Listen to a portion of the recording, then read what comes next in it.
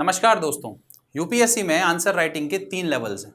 पहला लेवल जहां पे बच्चे आंसर लिख ही नहीं पाते हैं, दूसरा लेवल वो जिसमें डायरेक्ट क्वेश्चन के आंसर्स बच्चे लिख पाते हैं, और तीसरा लेवल वो जहां पे complex questions which are asked by UPSC with all the directives and the tell words students are able to write the answer. अब यहां पर 2 आंसर शीट्स दी हुई हैं, आप ध्यान से देखिए। This is not considered as a very good answer, whereas this one is considered as a very good answer.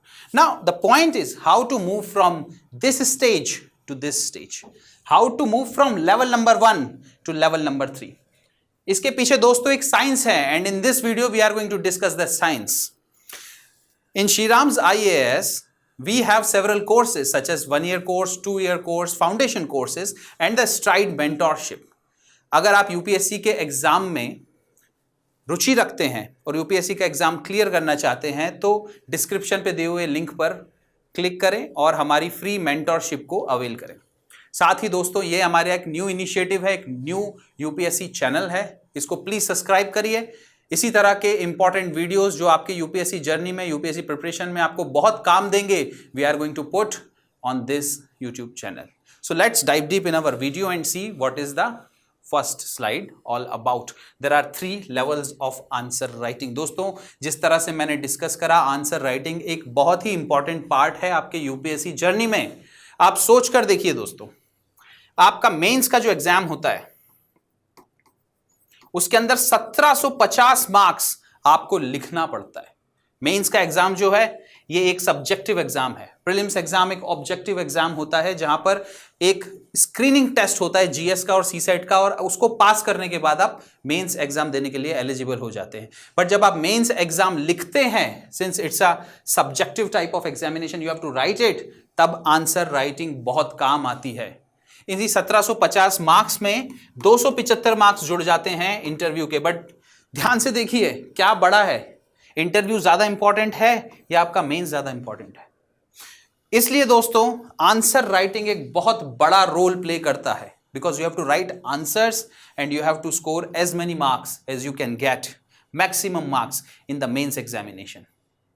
जो अगर आपके बहुत अच्छे मार्क्स आ रहे हैं इंटरव्यू में तो वो एक बोनस है, बट अगर आपके अच्छे मार्क्स नहीं आएंगे मेंस में तो इंटरव्यू में आपके कितने भी अच्छे मार्क्स रहें, हो सकता है भगवान ना करे शायद आपका फाइनल लिस्ट में ना हो। तो बहुत ध्यान से इन 3 स्टेजेस के बारे में सुनिए, बहुत ध्यान से सुनिए कि कैसे एक स्टेज से, एक लेवल से दूसरे लेवल पे बढ़ा जाता है, तो दूसरे से तीसरे पे बढ़ा जाता है, और इस साइंस को समझने की कोशिश करिए मेरे साथ।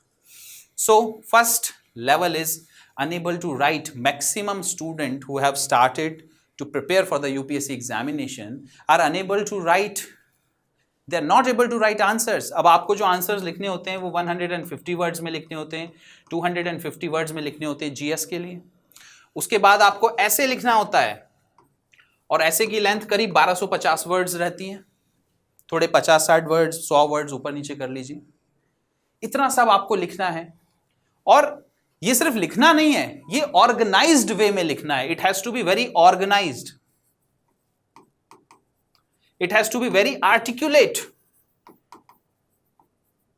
इतना ऑर्गेनाइजेशन और इतना आर्टिकुलेशन उसी समय आएगा जब आप इस साइंस को समझ पाएंगे। अगर आप पहली स्टेज को पार कर लेते हैं, पहला लेवल पार कर लेते हैं, तो आप दूसरे लेवल पे पहुंचते हैं, where you are able to write answers to direct questions। Now what are these direct questions? These direct questions are like what are asteroids। बहुत सीधा सीधा आजकल यूपीएससी बहुत सीधे क्वेश्चंस भी पूछ लेता है, what, when, where, which, ये सब सफिक्सेस यूज करके। Now तीसरा लेवल जो होता है वो क्या होता है, able to write answers to complex UPSC question. और ये जो कॉम्प्लेक्स यूपीएससी क्वेश्चंस होते हैं दोस्तों, इसमें टेल वर्ड्स यूज होते हैं, इसमें डायरेक्टिव्स यूज होते हैं। ये डायरेक्टिव्स और टेल वर्ड्स क्या होते हैं, analyse, evaluate, इल्यूसिडेट, comment, critically analyse. ये सब आपने यूपीएससी के पीवाईक्यूज में, प्रीवियस ईयर क्वेश्चंस में देखे होंगे। एक कॉम्प्लेक्स यूपीएससी क्वेश्चन को तोड़ना, और तोड़ने के बाद उसको अलग पार्ट्स में करने के बाद your ability to write each and every part, attempt the question in such a way that you address each and every part of the question is very important. और वहां पर जाकर आपको मिलता है good marks, kind of marks which will help you in cracking the UPSC examination with flying colors. तो let us dive deep and see what these levels are. अब देखिए दो सैंपल क्वेश्चंस मैंने आपके सामने रखे हैं, दोनों क्वेश्चंस 2024 के हैं, 2024 के हैं, और इनको बहुत ध्यान से देखिए। एक बहुत सिंपल सा क्वेश्चन है यूपीएससी का GS3 से, और एक थोड़ा कॉम्प्लेक्स सा क्वेश्चन है यूपीएससी का GS2 से। सिंपल क्वेश्चन को पढ़ते हैं। देखिए सिंपल क्वेश्चन क्या है, व्हाट आर एस्टेरॉइड्स। बहुत सीधा सीधा पूछा है, अगर आपको आता है तो लिख देंगे, नहीं आता है तो नहीं लिखेंगे। How real is the threat of them causing extinction of life। बहुत सीधी सीधी बात है। तीसरा, what strategies have been developed to prevent such a catastrophe।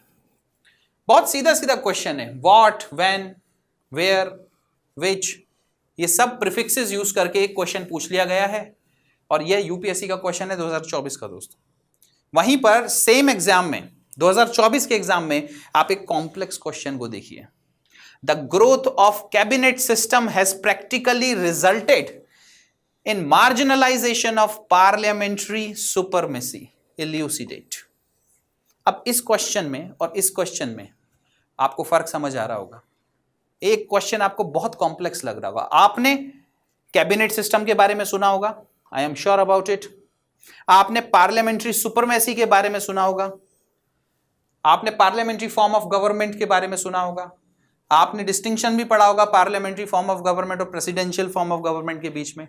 But still when you will apply your mind to write this answer, it will be very very difficult. Most of the people are stuck here, ठीक है, और many of them are stuck on these also. They are not able to write the straight answers for very very straight and simple questions. Forget about these complex questions. Now let us move forward and see. अब दो तरह के आपने question देखे। अब आपको इन question से पूरी तरह से समझ में आ गया होगा कि कॉम्प्लेक्सिटी कितनी होती है यूपीएससी के क्वेश्चंस में। आपने कैबिनेट सिस्टम भी सुना है, पार्लियामेंट्री सुपरमेसी भी सुनी है, but both these things are put together and they have asked about something which is called as the marginalization of the parliamentary system by the cabinet system। इस तरह की चीजों को आंसर देने के लिए प्रैक्टिस लगती है। इस तरह की चीजों को आंसर करने के लिए आपको इस साइंस को बहुत अच्छे से समझना होगा। मूविंग फॉरवर्ड, अब देखिए ये जो पहला स्टेज है जिसपे मैक्सिमम बच्चे फंसे रहते हैं वो है when they are not able to write। बहुत से बच्चे हमारे पास आते हैं जिनको हम मेंटर करते हैं यहाँ श्री राम IAS में, they are always asking how to write the answers, or how to write the answer, forget about that, majority of them says that I am unable to write anything। मतलब they can form thoughts when they are going to talk, they are going to tell you everything about a particular subject or a particular topic। कोई भी चीज उनसे पूछ ली जाए वो बहुत आसानी से आपको बता देंगे क्योंकि उन्होंने पढ़ा है, बट उसी चीज को वर्ड्स में कन्वर्ट कर देना उनके लिए बहुत मुश्किल हो जाता है। And that is called articulation. The articulation, the ability to put thoughts in words and in such a way that it is organised is a skill which very less people know about. This articulation, the answer which you are going to write has to be organized, has to be crisp, has to be simple, lucid।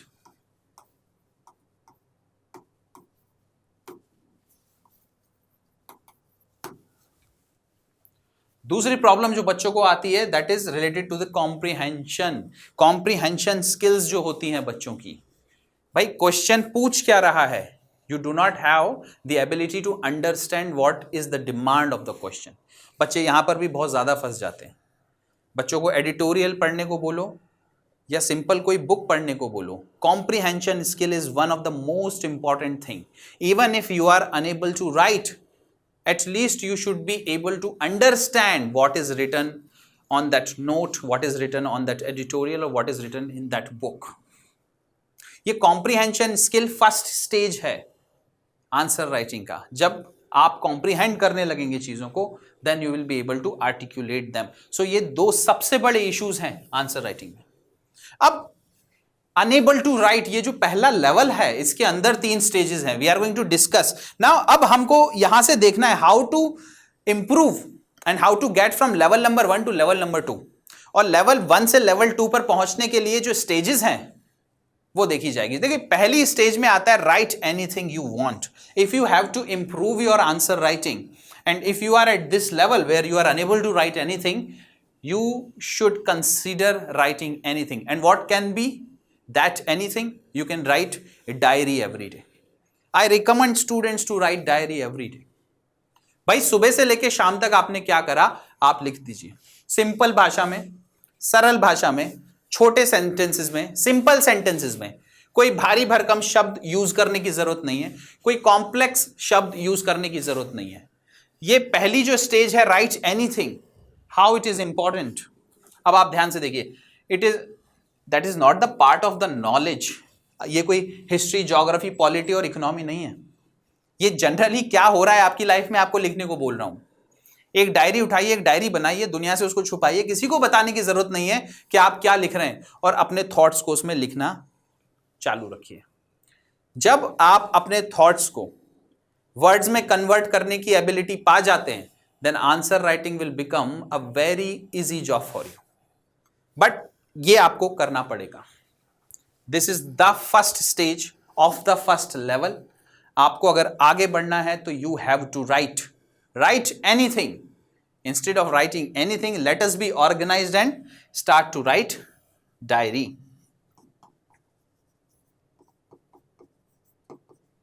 Diary entry is very good. You should write it. Then it improves your articulation. Of course, as we have discussed, you have the ability now, after writing the diary, to put your thoughts into words. Then sentence framing. कई बार आप sentences frame नहीं कर पाते. छोटे छोटे sentences frame करिए, simple sentences frame करिए, और देखिए 2 महीने में, 3 महीने में कितना तेजी से आप इंप्रूव करते हैं.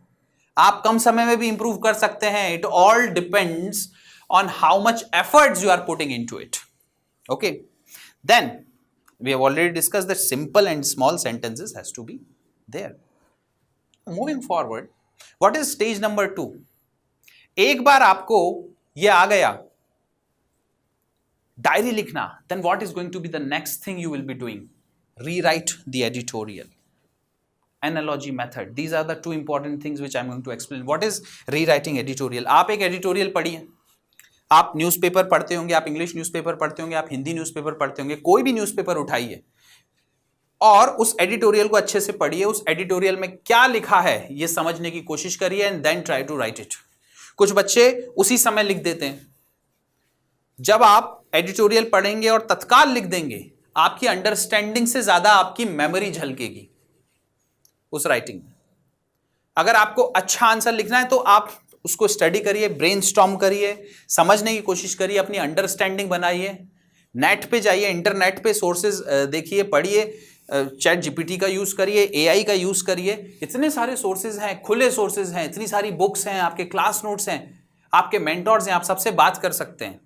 And when your understanding is developed on that particular issue, on that particular topic जिसके ऊपर एडिटोरियल है, then try to write it. अब आप सब्जेक्ट मैटर की बात कर रहे हैं. पहले स्टेज में आप क्या कर रहे थे? आप सिर्फ अपनी रोजमर्रा की जिंदगी को लिख रहे थे. कहीं पे कोई इवेंट हुआ, आपने लिख दिया. उस इवेंट से आपको क्या फील हुआ, आपने लिख दिया. वो फीलिंग कितनी डीपर है, इसका भी जिक्र आपने कर दिया. बट उसके बाद क्या? भाई अपन यहां पर राइटर बनने नहीं आए ना, अपन तो यूपीएससी का एग्जाम क्लियर करने आए, तो सब्जेक्ट के बारे में लिखना पड़ेगा. Let us start from rewriting the editorial. अगर आपको एडिटोरियल नहीं लिखना है तो ठीक है, you can rewrite any topic which you have studied recently. कोई भी जीएस का टॉपिक ले लीजिए. महात्मा गांधी के 3 मूवमेंट हैं, try to write it down. Fundamental rights है, try to write it down. इतना बड़ा सिलेबस है, इतनी सारी चीजें हैं, जो भी आप पढ़ेंगे just try to rewrite it, ठीक है। And what is this analogy method? For rewriting anything you have to understand that thing, और अंडरस्टैंडिंग डेवलप करने के लिए एक बहुत ही सिंपल मेथड है। वो सिंपल मेथड क्या है? आप उसको इस तरह से पढ़ें, किसी भी टॉपिक को, एडिटोरियल को इस तरह से पढ़ें कि आपको घर पे जाके अपनी मां को समझाना है, या फिर इस तरह से पढ़ें, और अगर उसको सरल कर दें तो कि आपको वो टॉपिक किसी 10th क्लास के बच्चे को समझाना है। तो आप कितना सरल करके पढ़ेंगे, कितने अच्छे से पढ़ेंगे। और मम्मी को बताना है तो एक कमिटमेंट भी रहेगा कि भाई हम भी तो बताएं कि हमें थोड़ा कुछ आता है या आ गया है। वैसे भी पेरेंट्स हिंदुस्तान में बहुत ज़्यादा कंसर्न रहते हैं बच्चों के डेवलपमेंट के लिए, तो उनको भी मौका दें खुश होने का। तो आप क्या करें, बिल्कुल ऐसा सोचें that you have to go home and make this topic understand to your parents. या फिर एक 10वीं क्लास के बच्चे को, 9वीं क्लास के बच्चे को, जिसको आपको वो टॉपिक बहुत सरल कर कर समझाना होगा, उसको समझाएंगे। ऐसा सोचकर अगर आप पढ़ेंगे तो वो अंडरस्टैंडिंग आपकी डेवलप होगी। ऐसा सोचकर अगर आप पढ़ेंगे तब you will be able to rewrite and rewrite with full understanding. ये है दोस्तों स्टेज नंबर 2। तो पहली स्टेज में आपने डायरी एंट्री की, आर्टिकुलेशन सीखा, सेंटेंस फ्रेमिंग सीखी, सिंपल सेंटेंसेस लिखने सीखे, एंड देन सब्जेक्ट मैटर पर सीधा आके you have started to apply whatever you have learned on the subjects. This is a very very important thing. अब यहां से आप क्या सीखेंगे? The language, the comprehension, the articulation, understanding. जो मैं सब्जेक्ट की डेवलप करने को कह रहा हूं, दैट्स कॉल्ड कॉम्प्रीहेंशन। किस लैंग्वेज में, हर एक लैंग्वेज की एक टर्मिनोलॉजी होती है। किसी चीज को अगर आप इंडियन पॉलिटी में लिखेंगे तो उसकी टर्मिनोलॉजीज अलग हैं, हिस्ट्री में टर्मिनोलॉजीज अलग हैं, साइंस में टर्मिनोलॉजीज अलग हैं। उसी तरह से articulation, putting the thoughts on paper in a very organized manner, in a very lucid and easy manner for the other person to understand is called articulation। और इस stage 2 की प्रैक्टिस से आपका articulation संभलेगा, सुधरेगा और आप आगे बढ़ पाएंगे। इसके बाद do some precis writing. This is very important. It's a third stage. It is very much intermingled with stage number 2. But आपने अगर ये कर लिया तो मान के चलिए आपकी आंसर राइटिंग की जर्नी बहुत तेजी से स्टार्ट हो गई है। What is this प्रेसी writing? आपको पता है यूपीएससी का पेपर तो होता ही है, साथ में यूनाइटेड नेशंस का भी पेपर होता है। यूनाइटेड नेशंस के पेपर में this forms a very important part of the syllabus, precis writing. वो आपको एक नोट देंगे, note will be of 100,000 words, और आपको कहेंगे इस नोट को you have to convert it into 300 words. Generally किसी भी नोट को 1/3 वर्ड में लिखना होता है, that is what is called precis. तो अगर आपने एक एडिटोरियल पढ़ा है, वो 500 वर्ड्स का है, तो उसका 1/3 आप लिखने की कोशिश करिए, उसको 1/3 में रिड्यूस और डिड्यूस करने की कोशिश करिए। दोस्तों एक चीज बहुत ध्यान देना है इधर, ये जो 1000 वर्ड को आपने 300 वर्ड में कन्वर्ट किया ना, तो इसका सोल खत्म नहीं हो जाना चाहिए। ये 300 वर्ड वही बात बोलेंगे जो 1000 वर्ड बोल रहे हैं। सिर्फ डिफरेंस किस बात का हुआ? आपने वर्ड लिमिट कम कर दी है, बट जो मीनिंग कन्वे हुआ है वो सेम है। Meaning is same. जो एलिमेंट्स दिए गए हैं, जो पार्ट्स दिए गए हैं इस 1000 वर्ड में, वही पार्ट्स, वही एलिमेंट्स रिफ्लेक्ट होंगे 300 वर्ड्स में भी। वर्ड लिमिट कम हो रही है दोस्तों, सेंटेंस की लेंथ शॉर्टन हो रही है। कुछ वर्ड्स हैं जिनको आपको स्किप करना पड़ेगा, अपनी खुद की भाषा में आर्टिकुलेट करके उस चीज को छोटे में लिखना पड़ेगा, तब जाकर दोस्तों you will be able to get better. और मैं आपको डराने की कोशिश नहीं कर रहा हूं, these are the stages through which you have to go. अच्छा, आपके बैकग्राउंड पर भी बहुत ज्यादा डिपेंड करता है। कुछ बच्चे ऐसे होते हैं जो सीधा लेवल 2 पे रहते हैं। लेवल 2 पर रहना का मतलब है जो सीधे सीधे क्वेश्चंस हैं उनके आंसर दे देना। कुछ बच्चे ऐसे होते हैं जो 3rd स्टेज पे रहते हैं, बट मैक्सिमम बच्चे अनफॉर्चुनेटली 1st स्टेज पे रहते हैं। बट ऐसा नहीं है कि वो आगे नहीं बढ़ सकते। ऐसे बहुत से बच्चे हैं जिन्होंने कभी आंसर नहीं लिखा था, जो डरते थे आंसर लिखने से, और आज बहुत अच्छे आंसर लिखते हैं, मेंस में बहुत अच्छा स्कोर करते हैं। और कुछ ऐसे बच्चे हैं जो सिलेक्शन पा गए हैं, फाइनल लिस्ट में आ गए हैं। आप भी उनमें से हो सकते हैं. You have to put in some hard work and you have to learn this science, you have to learn this skill. Moving forward, we have discuss these 3 stages. अब ये तीनों स्टेज जब आपको आ गई, सोचिए, इमेजिन करिए, you are able to write precis, you are able to reduce 1000 words into 300 words without losing the soul of what is written. What is going to be the next big thing? The second level, you can write answers to simple questions like we have discussed one of the UPSC question from 2024 which asked about what are steroids. अब आपको knowledge है, साथ ही साथ अब आपको articulation skills भी हैं. तो यूपीएससी के बहुत से सिंपल जो क्वेश्चंस रहते हैं, जो स्ट्रेट फॉरवर्ड क्वेश्चंस रहते हैं, you will be able to write it. Direct question which are based on what, how, when, these prefixes are there, you will be able to write it. So what is the learning you are going to get from this second stage? Look at it. UPSC wants multiple dimensions in one answer. ज्यादातर क्या होता है बच्चों, आपको जब UPSC का कोई question आता है तो आप एक डायमेंशन के 10 पॉइंट लिख देते हैं. आपको करना क्या होता है, आपको 10 डायमेंशंस बताने होते हैं और सबका एक एक पॉइंट भी आप बता देंगे तो कोई इश्यू नहीं है. So multiple dimensions are very important. ये सेकंड स्टेज में आप जैसे जैसे लिखते जाते हैं, you learn these multiple dimensions. और ये मल्टीपल डायमेंशंस आप कैसे सीखते हैं? When you are able to brainstorm. Brainstorming कैसे करनी है? किसी भी टॉपिक का एक ओरिजिन होता है, उसका प्रेजेंट होता है और उसका फ्यूचर होता है.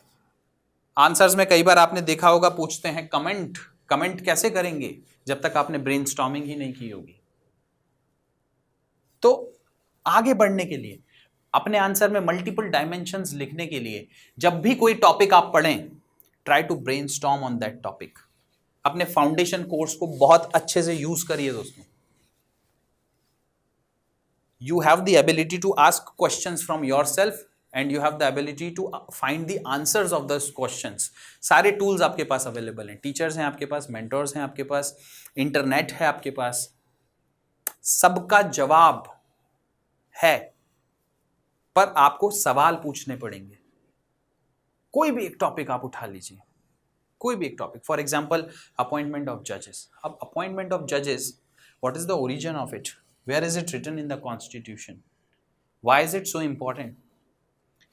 उसका प्रेजेंट फॉर्म में किस तरह से यूज होता है? तो आपको 3 जजेस केस याद आएंगे. फिर आपको नेशनल जुडिशियल अपॉइंटमेंट कमीशन देखने को मिलेगा. फिर आपको देखने को मिलेगा कि भाई नेशनल जुडिशियल अपॉइंटमेंट कमीशन के लिए एक अमेंडमेंट लाया गया था, but it was declared as unconstitutional, encroaching upon the independence of judiciary by the Supreme Court of India, and it was held null and void. So present form क्या है? Appointment of जजेस कैसे होते हैं? High court के जजेस के appointments और उनके ट्रांसफर्स कैसे होते हैं? सुप्रीम कोर्ट के जजेस के अपॉइंटमेंट्स और एलिवेशंस कैसे होते हैं? That's the present. Then you understand the future. What changes needs to be there? UK का एक अलग सिस्टम है, यूएस का एक अलग सिस्टम है. इंडिया के सिस्टम की बहुत लोगों ने क्रिटिसाइज किया है इस अपॉइंटमेंट ऑफ जजेस सिस्टम को. अब इतना क्रिटिसिज्म होने के बाद, जहां पर जजेस खुद बोल रहे हैं that this is not the perfect system, but whatever we are doing is the best which we have. मतलब कुछ ना कुछ रिफॉर्म तो भविष्य में जरूर होगा. It is coming from judiciary also, it is coming from legislature also, it is coming from people also. तो that is what is the future. If you can recommend several things, and this origin, present and future, that's going to happen only when you are going to brainstorm. और जब आप brainstorming करने लगेंगे दोस्तों, multiple dimensions आने लगेंगे. तो जो सीधे क्वेश्चन है which are dependent on what, how, when, ये तो आप चुटकियों में लिखने लगेंगे. बहुत आसान होगा आपके लिए मार्क्स स्कोर करना, क्योंकि ये बहुत स्ट्रेट फॉरवर्ड क्वेश्चंस होते हैं. इसमें आपको कुछ डिड्यूस नहीं करना है.